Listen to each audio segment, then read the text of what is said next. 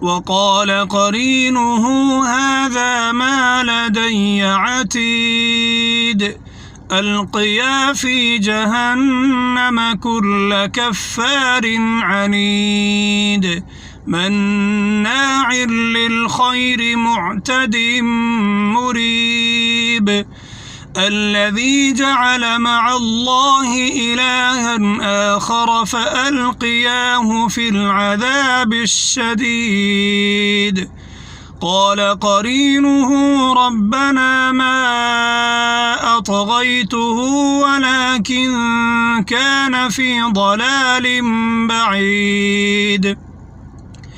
قال لا تختصموا لدي وقد قدمت إليكم بالوعيد ما يبدل القول لدي وما